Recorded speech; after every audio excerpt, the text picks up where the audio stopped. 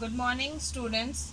Today we are going to study about the parallel combination. Yesterday we have seen about the series combination, its derivation and characteristics. So today we will be seeing about parallel combination. So in parallel combination, when two or more resistors like this, when two or more resistors are said to be connected in parallel, if one end of the resistor is connected to the end of the other resistor, this is R1 is resistor is one end of his resistor is connected to the other end, and third resistor is also connected to the other end, and the second end of the first resistor is connected to the second end of the other resistor, such that potential difference across each resistor is same. So now potential difference across R1, R2 and R3 will be the same. So such a combination we call it as a parallel combination.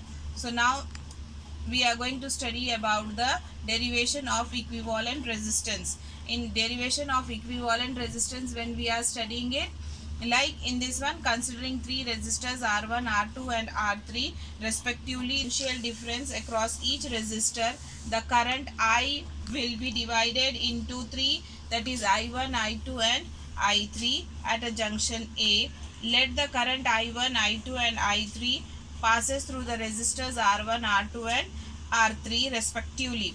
So then this current I will become as I is equals to I1 plus I2 plus I3, and as potential difference is same, so according to Ohm's law, current flowing through R1 is I1 is equals to V R1, current in R2 will be I2 is equals to V upon R2, current in R3 will be I3, that is equals to V upon R3. As we have seen, current passing through the in parallel combination is sum of the current, so I is equals to V I1 plus I2 plus I3. So when we are adding all these three, we will get I is equals to V upon R1 plus V upon R2 plus V upon R3.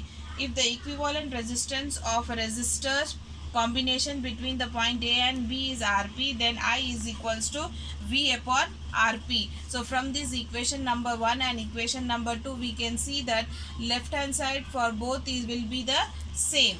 So we will be having V upon Rp is equals to V upon R1 plus V upon R2 plus V upon R3. V upon Rp is equals to V in bracket, V we have taken as common, so 1 upon R1 plus 1 upon R2 plus 1 upon R3. So now this V will get cancelled, 1 upon Rp is equals to 1 upon R1 plus 1 upon R2 plus 1 upon R3. This is called as the equivalent resistance of the parallel combination.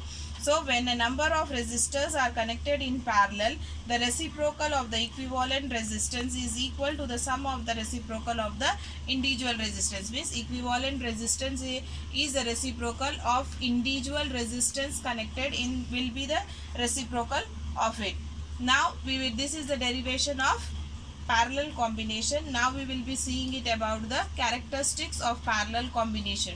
In characteristics of parallel combination, first one is the potential difference across each resistor is same, means in parallel combination voltage is going to be the same. The second is the total current in the circuit is equal to the sum of the current in the parallel branches, means current will be divided as depending upon the resistor. Depends upon how much each resistor require, the total current will be accordingly divided. Like if suppose we are having three connections, we are having a bulb, a fan and AC. AC how much current is required, it will be taking it. A bulb how much it is required, it will be taking it. And a fan how much it is required, it will be taking it. And the total current will be the sum of all these three resistors.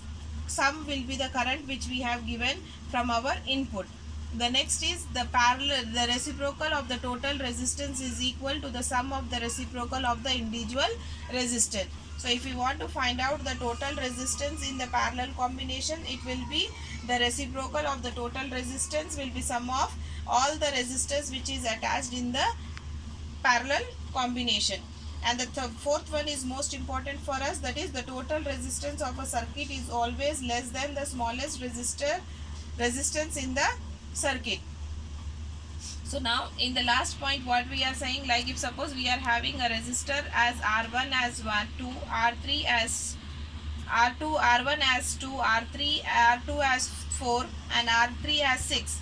Now if we want to take out the equivalent resistance of these 2, 4 and 6 in a parallel combination, it will be less than the smallest resistor in the circuit. So in the smallest resistor in our circuit is 2. So our equivalent resistance is going to be less than 2. So this is how the third point, when we have studied about the connections of ammeter and voltmeter, there we have discussed about that ammeter is to be connected in series, because there we doesn't require it should be at low resistance, and parallel combination we require it to be at high resistance. So for that reason, this is how we can able to see why we are connecting ammeter and voltmeter in parallel. The fourth point will be the third reason for this ammeter and voltmeter to be connected in series and parallel. Now in homes, an electrical devices are connected in parallel. An electrical device can be turned off or on without affecting the function of the other devices. Like when we have seen about the characteristics of arrangement, disadvantages of series combination. So now all the disadvantages of series combination will become the advantages of parallel combination. Like in series combination, we have, why one of the appliances stop working, then all other appliances will also be stop working. But in parallel combination, all other appliances will be keeping work normally. Each electrical appliances will have independent switch. In series combination, we have a one switch. Here we will be having independent switch for each of this one. Like here, now in this resistor R1 is there. So here we can able to have one independent switch for R1. We can have one independent switch for R2. We have one independent switch for R3. If R1 is stopped working, then R2 and R3 will function as it is. If R2 has stopped working, then R1 and R3 will also, they will be working as usual, but R2K will not be working it. So this is the advantages. Then voltage, when we are talking about, each electrical appliances will get the same voltage as 220 volt. Means like whatever power supply we are giving, R1 will also be getting 220 volt, R2 is also be getting 220 volt, and R3 will also be getting 220 volt, because in parallel combination voltage is same. So all the electrical appliances will be functioning properly. Then when we are talking about the magnitude of resistance, the magnitude of resistance is reduced, due to which the current from the power supply is high. Even higher power rating appliances like air conditioner, water heaters, etc. can draw the needed high current for their proper functioning. Like if suppose we, as the current is being drawn, if we are connecting here as an AC, if we have bulb and a fan, if we are connecting it, so how much current the AC is required, it can draw. A bulb and a fan also can draw accordingly. So higher rating appliances can be able to function very properly, because according to the fourth characteristics, we have seen that the total resistance of the circuit is always less than the smallest resistance in the circuit. So as the resistance is smallest, according to the Ohm's law, current flowing through it will be